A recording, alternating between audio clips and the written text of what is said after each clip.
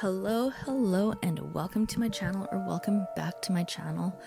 Today we are going to be talking about the American serial killer Bobby Joe Long. If I pronounce any names wrong, I do apologize. Robert Joe Long was born on October 14th, 1953 in Canova, West Virginia, to Joe and Louetta Long. Long was born with an extra X chromosome, also known as 47XXY, a specific variant of Klinefelter syndrome.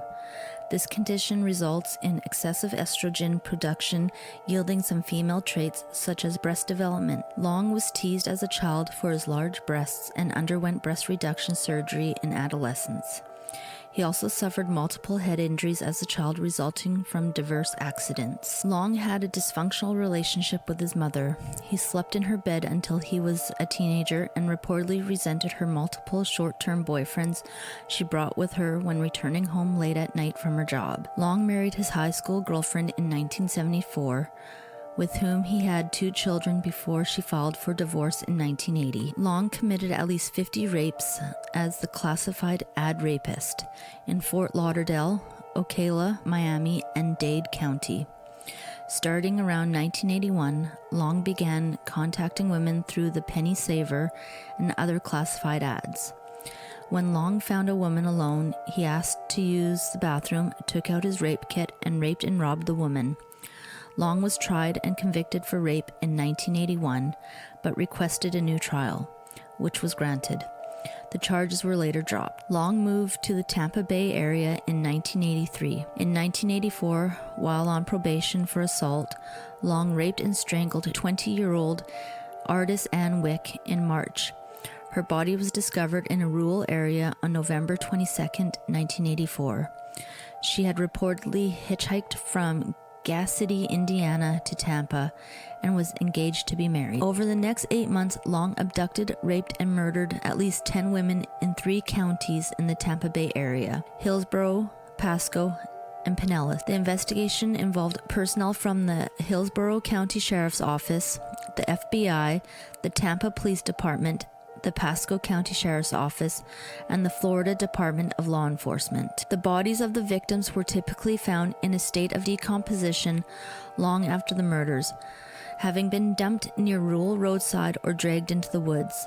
Long appears to have targeted vulnerable women, including abducting women walking alone and those working as sex workers, persuading women to enter his car, where he would rape and torture them. Of Long's 10 known victims, 5 of the women were identified as known sex workers, 2 as exotic dancers.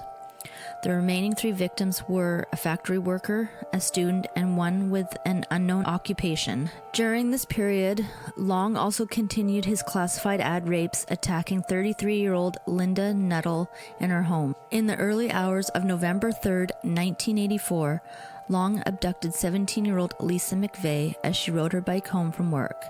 She was blindfolded and taken to Long's home, where he repeatedly raped her. Aware of the danger she was in, the blindfolded McVeigh reported leaving as many fingerprints in Long's home as she could to aid any future police investigation. After 26 hours, Long released McVeigh, and she proved investigators with information on his home, car, and a time period in which she heard him use an ATM. This led to police identifying Long, and he was arrested on November 16, 1984. He was linked to the murders through red carpet fibers found on the bodies of several victims. Artist Wick 20, killed on March 27, 1984. Nguyen Thai Long 19, killed on May 13, 1984. Michelle Denise Simms 22, killed on May 27, 1984. Linda Nuttall 33, assaulted on May 1984, survived. Elizabeth Ludenbach 22, killed on June 8, 1984. Vicky Marie Elliott 21, killed on September 7, 1984. Chanel Devin Williams 18, killed on October 7, 1984. Karen Beth Dinsfriend, 28, killed on October 14, 1984. Kimberly Kyle Hops, 22, killed on October 31, 1984. Lisa McVeigh, 17, assaulted on November 3rd and 4th, 1984, released alive. Virginia Lee Johnson, 18, killed on November 6th, 1984. Kim Marie Swan, 21, killed on November 11th, 1984. At the time of his capture, Long was wanted in 3 Tampa Bay area jurisdictions where investigators had collected multiple forms of forensic evidence, including clothing, carpet fibers, semen, ligature marks, and rope knots. Long was arrested outside a movie theater on November 16, 1984, and charged with the sexual battery and kidnapping of Lisa McVeigh. Long signed a formal Miranda waiver and consented to questioning. After the detectives procured a confession from McVeigh's case, their questioning focused on a series of unsolved sexual battery homicides in the Tampa Bay area. As the detectives questioned Long about the murders, he replied, "I'd rather not answer that." The detectives continued the interrogation and handed Long photographs of the various murder victims. At this point, Long stated, "The complexion of things sure have changed since you came back into the room. I think I might need an attorney." No attorney was provided, and Long eventually confessed to 8 murders in Hillsborough County and 1 murder in Pasco County. Fiber evidence analysis by the FBI linked Long's vehicle to most of his victims. The Hillsborough County State Attorney's Office and the Public Defender's Office of Hillsborough County reached a plea bargain deal. Long pleaded guilty on September 24, 1985, to 8 of the homicides and the abduction and rape of Lisa McVeigh, receiving 26 life sentences without the possibility of parole, 24 concurrent and 2 to run consecutively to the first 24, and 7 life sentences with the possibility of parole after 25 years. The state retained the option to seek the death penalty for the murder of Michelle Simms in July 1986. Long was found guilty and was sentenced to die in Florida's electric chair. Although Long confessed to raping and killing women, his confession was thrown out. His trial proceeded straight to the penalty phase, which was possible in the 1980s.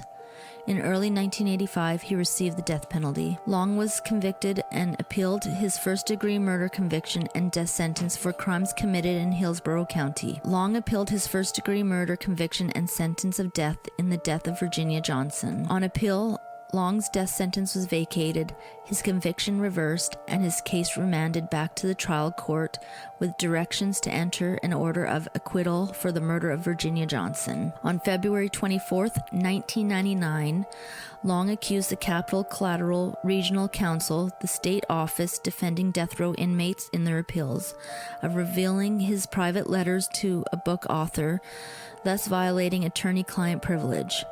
He also accused the agency of running a death pool, betting on the dates of which inmates would be executed, and asked that the agency be removed from his case. An investigation concluded that these allegations were unfounded.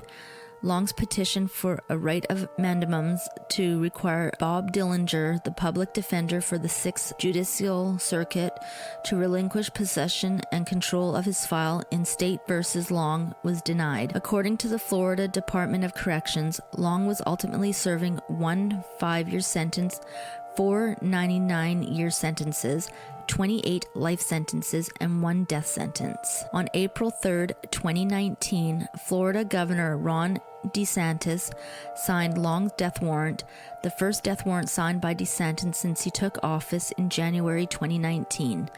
Long's subsequent appeals were denied, and he was executed by lethal injection on May 23, 2019, more than 30 years after his conviction. He ate his final meal at 9:30 a.m. local time. He requested roast beef, bacon, french fries, and soda. He was pronounced dead at 7 p.m. and had made no last statement. Thank you for listening. If you like this type of content, please consider subscribing and liking my channel, and I will see you on the next one.